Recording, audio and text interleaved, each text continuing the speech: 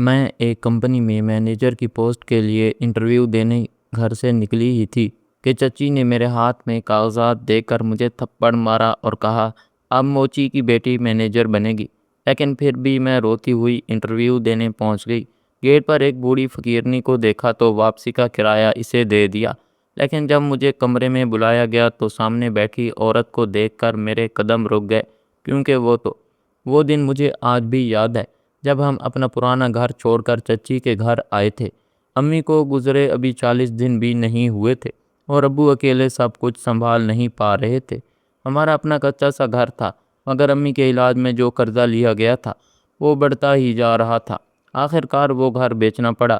ابو نے بہت کوشش کی کہ کہیں کرائے کا چھوٹا سا مکان مل جائے، مگر موچی کا کام کر کے جتنا کماتے تھے وہ بامشکل 2 وقت کی روٹی کے لیے کافی ہوتا تھا۔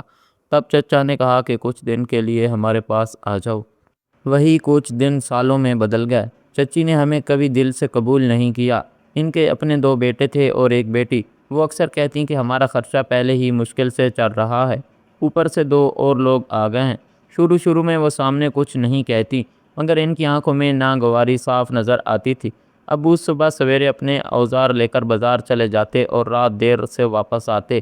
وہ کوشش کرتے کہ گھر کے خرچ میں اپنا حصہ ڈالیں، مگر وہ جو دیتے وہ چچی کو ہمیشہ کم لگتا۔ ہمیں گھر کے پچھلے حصے میں ایک چھوٹا سا کمرہ دیا گیا تھا۔ اس میں ایک چارپائی، ایک ٹرنک اور ایک پرانا پنکھا تھا جو گرمی میں بھی بامشکل چلتا۔ میں اسی کمرے میں پڑھتی، وہیں سوتی اور وہیں اپنے خواب بھی دیکھتی۔ میں جانتی تھی کہ ہم یہاں مہمان نہیں بلکہ بوجھ سمجھے جاتے ہیں۔ چچی کبھی سیدھا کچھ نہ کہتی، مگر چھوٹی چھوٹی باتوں سے احساس دلاتی رہتی۔ صبح فجر کے بعد میں سب سے پہلے اٹھتی، صحن میں جھاڑو لگاتی، برتن دھوتی، چولہا جلاتی۔ ان کی بیٹی مجھ سے 1 سال چھوٹی تھی، مگر اسے کبھی یہ کام نہیں کرنا پڑتا تھا۔ اگر کبھی میں پڑھنے بیٹھ جاتی تو آواز آتی، پہلے کام ختم کرو پھر کتاب کھولنا۔ میں خاموشی سے کتاب بند کر دیتی۔ مجھے پتا تھا کہ بحث کا کوئی فائدہ نہیں۔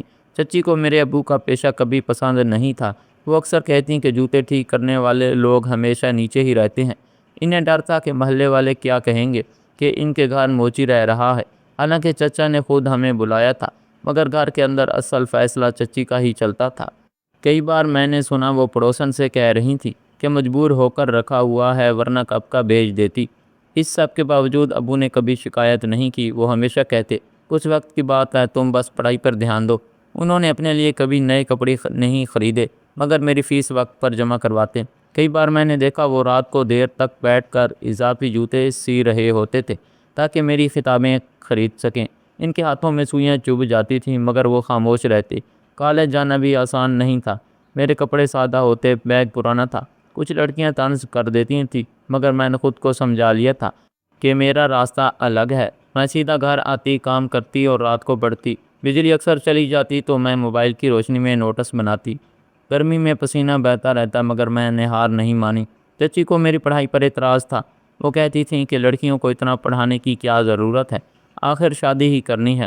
ایک بار انہوں نے ابو سے صاف کہہ دیا کہ اگر اسے کالج بھیجنا ہے تو خرچہ خود اٹھاؤ، ہم نہیں دے سکتے۔ ابو نے اس دن بازار میں زیادہ وقت گزارا۔ رات کو تھکے ہوئے آئے، مگر میرے ہاتھ میں فیس کے پیسے رکھ دیے۔ میں نے دیکھا ان کی آنکھیں سرخ تھیں، شاید دھوپ سے یا شاید فکر سے۔ چچی کا رویہ وقت کے ساتھ سخت ہو گیا تھا۔ ان کے بیٹے اکثر مجھے نیچا دکھاتے، کہتے کہ تم ہمارے گھر رہتی ہو، اپنی حد میں رہو۔ میں جواب نہیں دیتی تھی۔ میں جانتی تھی کہ اگر میں الجھ گئی تو ابو کو سننا پڑے گا۔ میں نے خاموشی کو ڈال بنا لیا تھا۔ میں نے پڑھائی مکمل کی تو ڈگری ہاتھ میں لے کر سب سے پہلے ابو کے پاس گئی۔ وہ دکان پر بیٹھے تھے۔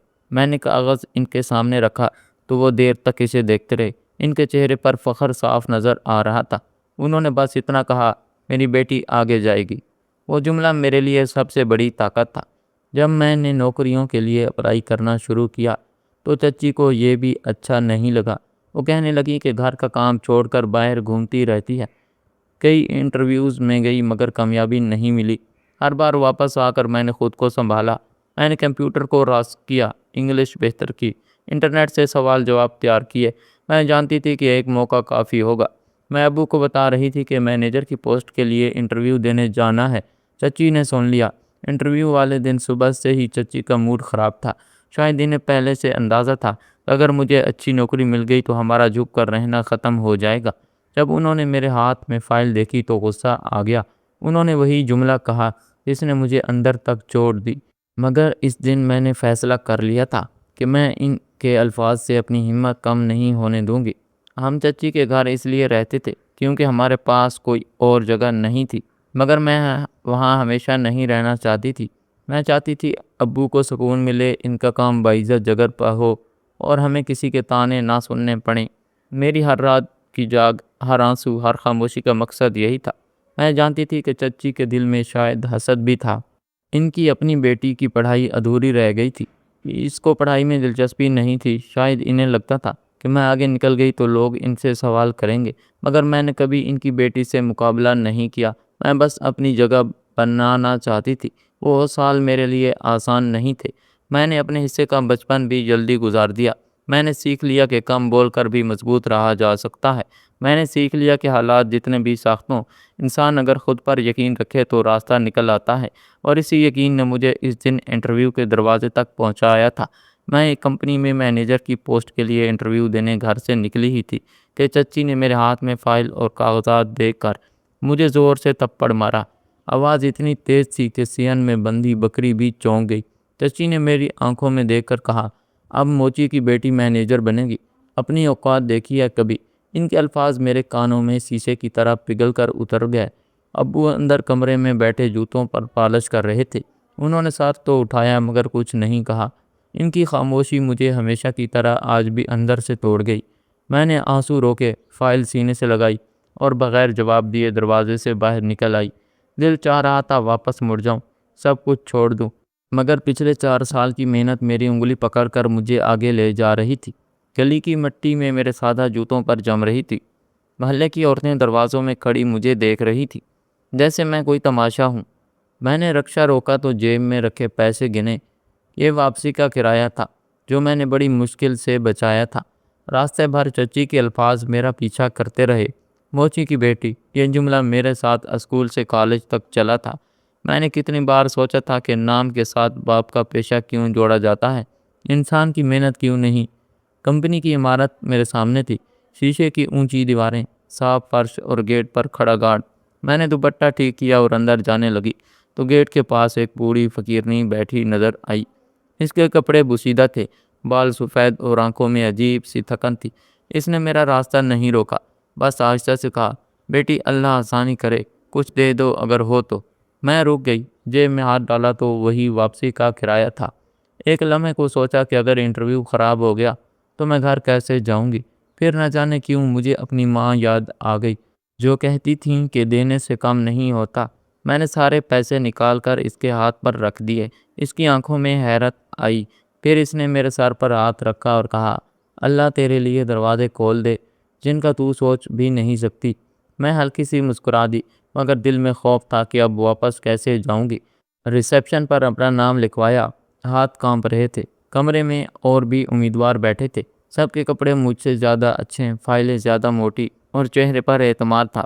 میں نے ایک کونے میں بیٹھ کر آنکھیں بند کیں اور خود کو سمجھایا کہ ڈگری سب کی ایک جیسی ہے، محنت بھی کم نہیں کی میں نے۔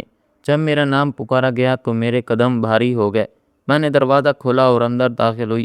سامنے ایک بڑی میز تھی اور اس کے پیچھے جو عورت بیٹھی تھی، اسے دیکھ کر میرے قدم وہیں رک گئے۔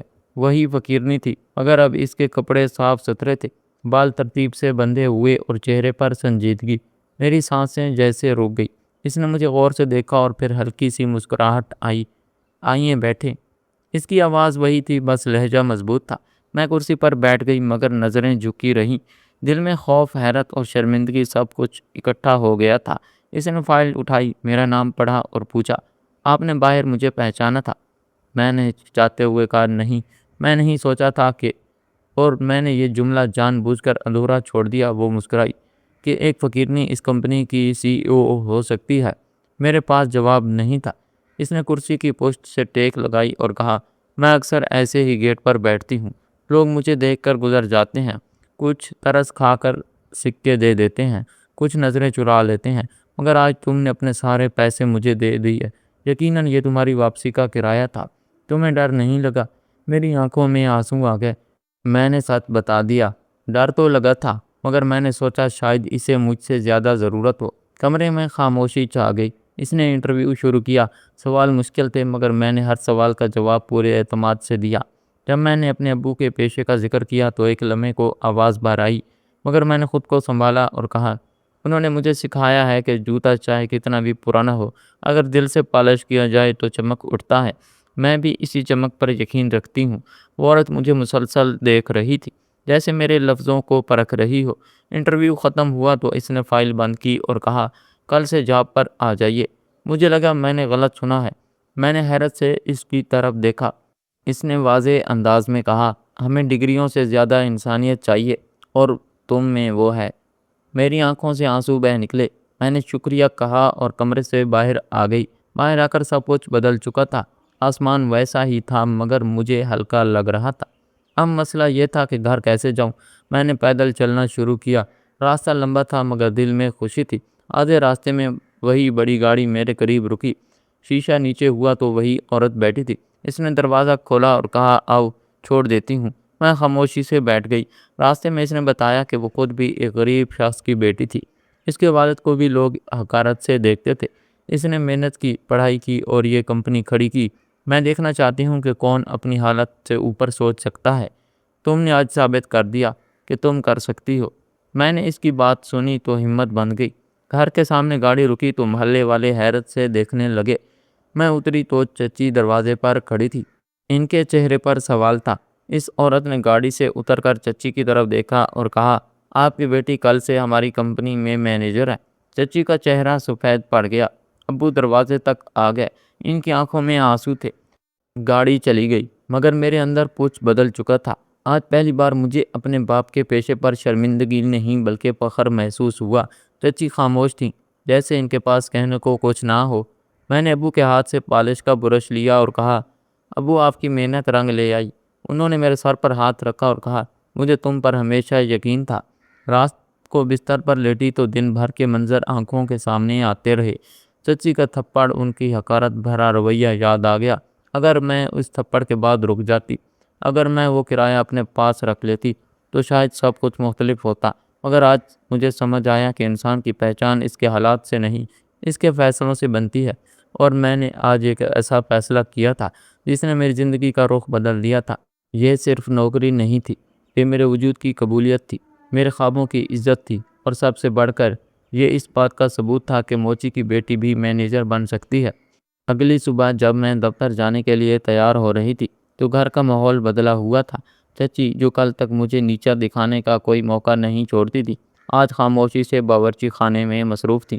انہوں نے پہلی بار میرے لیے چائے بنائی اور بغیر آنکھوں میں دیکھے کپ میرے سامنے رکھ دیے۔ ابو حسب معمول جلدی اٹھ گئے تھے مگر آج ان کے چہرے پر ایک عجیب سا سکون تھا۔ میں نے سادہ سا سوٹ پہنا، بال باندھے اور فائل ہاتھ میں لے لی تو دل میں وہی پرانا خوف ہلکا سا جاگا، مگر اس کے ساتھ ایک مضبوطی بھی تھی جو کل تک نہیں تھی۔ دفتر پہنچی تو ریسیپشن پر سب نے باقاعدہ سلام کیا۔ مجھے ایک الگ کیبن دیا گیا۔ دروازے پر میرے نام کی پلیٹ لگی دیکھ کر انگلیاں کانپ گئی۔ میں نے کرسی پر بیٹھتے ہوئے گہری سانس لی۔ چند ہی لمحوں بعد وہی خاتون اندر آئیں، آج مکمل پروفیشنل انداز میں۔ کیسا لگ رہا ہے پہلا دن؟ انہوں نے پوچھا۔ میں نے سچ کہا، ذمہ داری بھاری لگ رہی ہے مگر آپ کو مایوس نہیں کروں گی۔ وہ مسکرائیں اور واپس اپنے آفس چلی گئیں۔ میں نے محنت جاری رکھی۔ غریب کی اولاد ہمیشہ غریب نہیں رہتی۔ محنت سے انسان ہر میدان فتح کر لیتا ہے۔ بس انسان کو اللہ کی ذات پر بھروسہ اور خود پر اعتماد ہونا چاہیے۔ اگر کہانی اچھی لگی ہو تو ویڈیو کو لائک اور چینل کو سبسکرائب کر دیں۔ ملتے ہیں اگلی ویڈیو میں، تب تک کے لیے اللہ حافظ۔